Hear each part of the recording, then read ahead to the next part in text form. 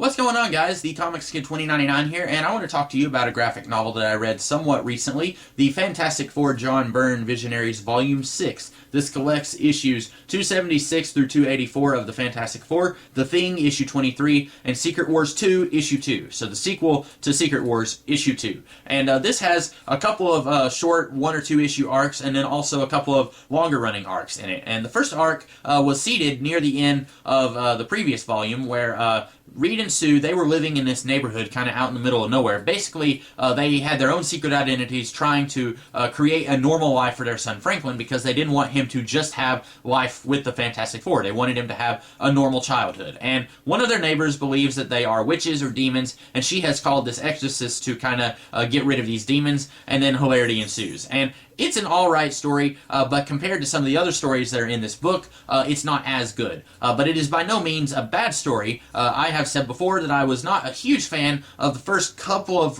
volumes of John Byrne's Fantastic Four run, especially Volume 1. I really wasn't hooked on it. It took me a few volumes to really get into his run. This story with the Exorcist lady, it's by no means a return to the level that he was at in Volume 1. It's not that bad, or what I thought was to be kind of bad. It's not that bad, but at the same time, it's not as good as some of the other stories that we've got going on here. So you've got that story, and then you've got The Thing, who has been on Battleworld, which was the site of the Secret Wars miniseries, and he's been there ever since the Secret Wars ended. He chose to stay behind and kind of have a life of adventure on the Battleworld planet, while the rest of the Fantastic Four came back here, and She-Hulk decided to join the Fantastic Four. And we had found out a little bit ago, I don't remember if it was in this volume or in Volume 5, that Reed Richards lied to The Thing and said that only on Battleworld could he transform back and forth between being human, Ben Grimm, and The Thing. And then I haven't been reading all of The Thing solo series, just the issues that are collected in the John Byrne Visionaries, but apparently he mentions, I think in one of the issues here, that he lost his ability to transform back into his human form, so he came back to Earth to tell Alicia Masters that he no longer can date her. He thinks they have to break up, but then he finds out, before he can tell her that she and Johnny are sleeping together, and that kind of throws him into a fit of rage, and basically he is no longer on speaking terms with any of the Fantastic Four, and he goes off on his own. Presumably he's going to keep having adventures in his solo series, just away from the Fantastic Four. And as I mentioned, I think a couple of volumes ago, The Thing, he was always kind of a character who, he had his own solo adventures during John Byrne's run, and apparently John Byrne had suggested, or he said something to the effect of, The Thing series isn't working because his stories are always connected to and tied to the Fantastic Four. And so he was looking for a way to get The Thing away from the Fantastic Four so that his series could be more meaningful and more effective as its own series and not just something that was tied to the Fantastic Four. And I feel like that's why he had The Thing stay behind on Battleworld after Secret Wars, and then after he comes back from Battleworld, he decides to stay away from the Fantastic Four. I feel like that's why John Byrne did that, because The Thing had his own solo series. And if it had been Johnny Storm who had his own series at this point and not The Thing, he probably would have done this with Johnny Storm. Had him stay behind on Battleworld and then come back to Earth and decide not to join the Fantastic Four. But he does this with Thing, and then we don't really know what happens with him. Presumably, he goes off and he starts having adventures in his own series, but like I said, I'm not reading the Thing series, I'm reading the Fantastic Four books, and these are only collecting issues from the Thing solo series that are pertinent to John Byrne's run. But I would someday probably be interested in reading the Thing solo series if it's all been collected. I know there's been at least one trade that collects stuff from his solo run, but I don't really know what that subplot, how that ends. It just kind of, it's left hanging that The Thing is pretty much mad at everyone in the Fantastic Four and he leaves. And then we get a short little storyline where seemingly Doctor Doom has returned and he uses one of his old plans to kill the Fantastic Four. He takes their headquarters, he shoots it up into space, and he blows it up. But it turns out this is actually Kristoff, who is a boy that Doctor Doom adopted at some point in John Byrne's run, I believe. And basically, Kristoff was brainwashed into believing that he was actually the real Doctor Doom, and then he was his mind was being refreshed on Doctor Doom's older stories, and that's where we get what is, in my opinion, a pretty cool origin issue for Doctor Doom that kind of combines elements of what Stan Lee intended for Doctor Doom's origin story, and then combines elements for what Jack Kirby intended for Doctor Doom. It kind of combines those and makes them both work into a single Doctor Doom origin story, and I really like that story where we're getting Doctor Doom's origin story at the same time that Kristoff is being reminded of his own origin story, and then once he is told about his plan where he teamed up with Namor to blow up the Fantastic Four headquarters, he says, okay, that's enough, I'm just going to do the exact same thing that I did before, but since I'm not going to be working with Namor, I'm not going to have to worry about this plan not working, everything will go according to plan. The problem is, when he tried this plan the first time back in the 1960s, the Invisible Woman, she did not have her force field powers, and she does have her force field powers now, so she's able to save their lives. They go to Latveria, and then they find out that it's actually Kristoff and not the real Doctor Doom. And then for the rest of this volume, they don't have a headquarters anymore. After that, they all go to Avengers Mansion to kind of hang out, and I'm not sure what happens after this. I know that in Jeff Loeb's run in the very late 90s,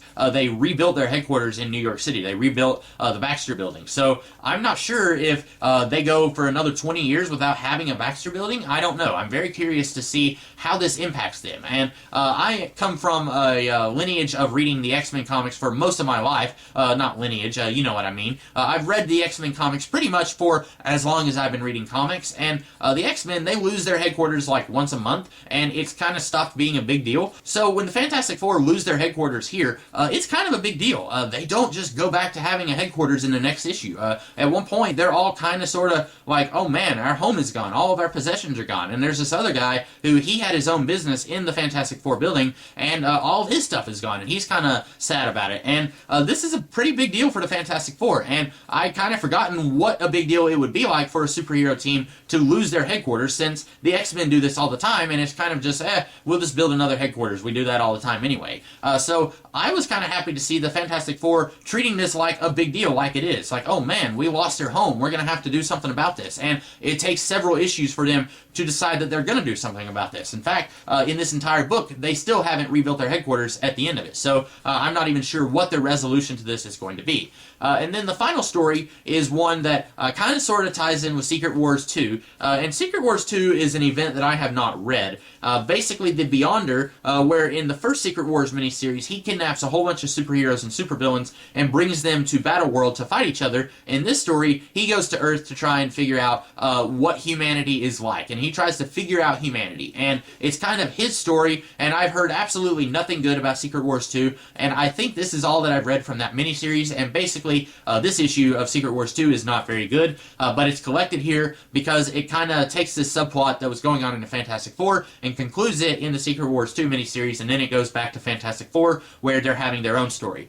Basically, you've got this villain called the Psycho Man, and let me see, yeah, he's not on the cover here. The Psycho Man looks like a character created by Jack Kirby. I know absolutely nothing about him except that he manipulates the emotions of other people, and basically he manipulates the emotions of the Invisible Woman, and she turns on the Fantastic Four, and then they're able to kind of bring her back to reality, but then she is just in a state of fervor, like, okay, we have to go and we have to get vengeance on him. I have to fight him, I have to kill him because he went into my mind and he manipulated me, and my mind is supposed to be sacred. And they go, and this is probably the bulk of this book. Like, if you look at this entire book, I would say about half of it is them fighting the Psycho Man in one way or another, or at least this Psycho Man storyline. And basically, this story ends with Invisible Girl.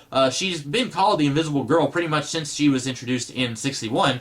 Basically, she says, okay, from now on, I am no longer the Invisible Girl, now I am the Invisible Woman. And this was kind of like, oh, okay, I guess that's fine, because I've always just called her the Invisible Woman. In comic books before this, I always just assumed that her codename was the Invisible Woman, and that I guess whenever they called her the Invisible Girl, I just kind of took that and read it as, okay, she's the Invisible Woman, because she is a woman. So her, like, making this big, huge speech about how I am a woman now, I am no longer a girl, so it's inappropriate to call me the Invisible Girl, I just kind of took that and, like, oh, okay, I've always called her the Invisible Woman. That's not really a big deal to me. So she calls herself the Invisible Woman, and basically they fight the Psycho Man. the character of the Psycho Man, I don't really get a lot off of him. I feel like he's here not so much because he's an interesting character, but he's more of a plot device to kind of shake things up a little bit for the team. Because there's other characters out there who I feel like are more interesting characters. I think Galactus is a more interesting character. Doctor Doom is a more interesting character. You've got a lot of characters in the Marvel Universe who are interesting characters who can also have interesting stories built around them. I don't feel like the Psycho Man is one of those characters. He seems like just a pretty generic, mwahaha, I'm evil and I'm going to try and kill the Fantastic Four kind of character. But John Byrne is able to take this character and build a kind of interesting story where Sue Storm briefly becomes evil and attacks the Fantastic Four. All this going on while the Secret Wars 2 stuff is going on.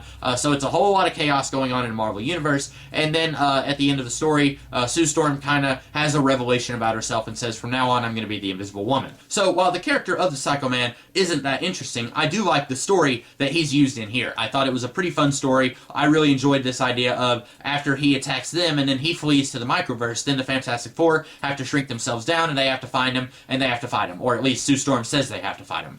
So basically this volume, I feel like it's pretty good. I mentioned in one of my other reviews of one of the other volumes of this run that John Byrne is very well crafted. He is very skilled at taking crossovers that are thrown his way and making them tie in with his run. I'm pretty sure that John Byrne had no interest in tying in with Secret Wars 2, but he's able to do so very craftily in a way that works, and it feels like it belongs in the story, even though Secret Wars 2 as a whole, or at least what I've read of it, just looks very, very awful. But John Byrne makes it work, which, yay, John Byrne, good for you. And the other stories here, the Doctor Doom story I really liked, the Psycho Man story I liked, it was just the character himself I didn't really care for. The Exorcism story was alright.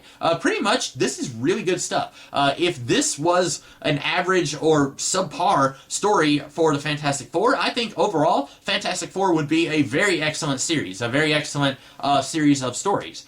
Because even the worst parts of this book are still pretty good. Now, of course, I know that there have been other Fantastic Four comics that have been worse than this, but overall, I think that this volume is pretty stinking good.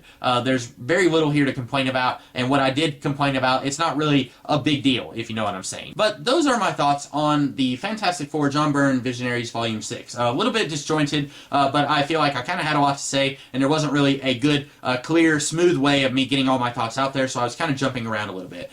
So those are my thoughts on this book. I hope that you guys liked this video. If you did, be sure to like, share, comment, and subscribe, and I will be back later in the week with some other videos, and I will also be back next week with some other videos. So be sure to check those out if you're interested, and I will see you guys in the future. Have a great rest of your day. Catch you later.